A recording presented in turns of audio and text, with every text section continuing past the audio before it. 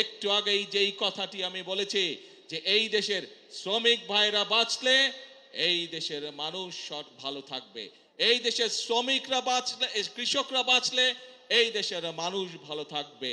সেজন্যই আমরা কৃষক ভাই সহ, শ্রমিক ভাই সহ, ছাত্র জনতা প্রত্যেকটি মানুষের জন্য এই সরকার কি করতে চায় তার পূর্ণ বিবরণ আমরা আমাদের 31 দফার মধ্যে তুলে ধরেছি। এবং প্রিয় ভাই বোনেরা, আমরা সেজন্য নির্বাচনের আগে বলেছিলাম যে আমরা শ্রেণী পেশা যাদেরকে যেই প্রতিশ্রুতি আমরা দিয়েছি সেই প্রতিশ্রুতি অনুযায়ী আমরা সরকার গঠনে সক্ষম হলে কাজ শুরু করব। এবং আপনারা দেখেছেন আমরা দ্রুততার সাথে সরকার গঠন করার সাথে সাথে আমরা আমাদের প্রতিশ্রুতির কাজগুলো শুরু করেছি। প্রিয় ভাই বোনেরা, নারীদের জন্য যে ফ্যামিলি কার্ডের কথা আমরা বলেছি, এই ফ্যামিলি কার্ড আমার শ্রমিক ভাইয়ের যে স্ত্রীরা আছেন তারা পাবেন। এই ফ্যামিলি কার্ড আমাদের কৃষক ভাইদের যে স্ত্রীরা আছেন তারা পাবেন। একইভাবে আমাদের প্রাইমারি শিক্ষক যারা আছেন তাদের স্ত্রীরা পাবেন। অর্থাৎ এটি সকলের কাছে ধীরে ধীরে সকল পরিবারের কাছে পৌঁছবে। শ্রমিক ভাইরা যেরকম একদিকে কলে কারখানায় পরিশ্রম করে, কলকারখানাকে পরিশ্রম করে যেরকম দেশের অর্থনীতিকে মজবুত করে গড়ে তুলতে সহযোগিতা করবেন, একইভাবে রাষ্ট্র তার পরিবারের পাশে দাঁড়াবে যাতে তাকে পরিবারকে নিয়ে দুশ্চিন্তা করতে না হয়।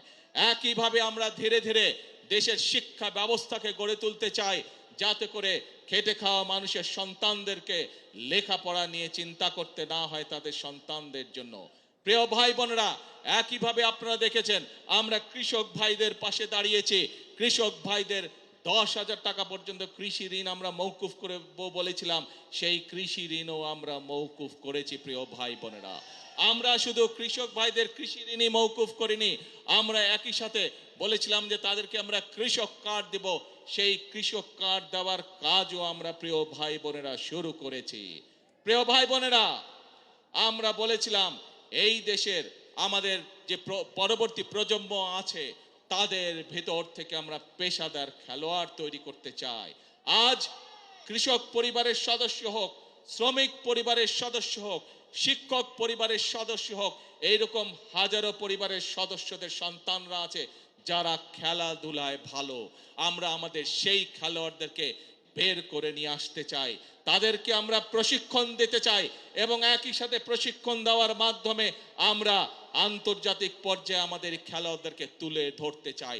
এবং তারই অংশ হিসাবে শহীদ রাষ্ট্রপতি জিয়াউর রহমান যেমন এই দেশের শিশুদের ভিতর থেকে যারা প্রতিভাবান তাদেরকে যেভাবে উনি নতুন কুড়ির মাধ্যমে, নতুন কুড়ি প্রতিযোগিতার মাধ্যমে ধীরে ধীরে বের করে নিয়ে এসেছিলেন, আমরাও ঠিক সেই কাজটি শুরু করেছি। নতুন কুড়ি প্রতিযোগিতার মাধ্যমে আমাদের আগামী প্রজন্মের ভিতরে কারা ভালো খেলোয়াড় আছে তাদেরকে বের করে নিয়ে আসবো। প্রিয় ভাই বোনেরা, আপনারা শুনলে খুশি হবেন, ইনশাআল্লাহ আল্লাহর রহমতে আগামী কাল থেকে আনুষ্ঠানিকভাবে আমরা এই কাজটি শুরু করতে যাচ্ছি।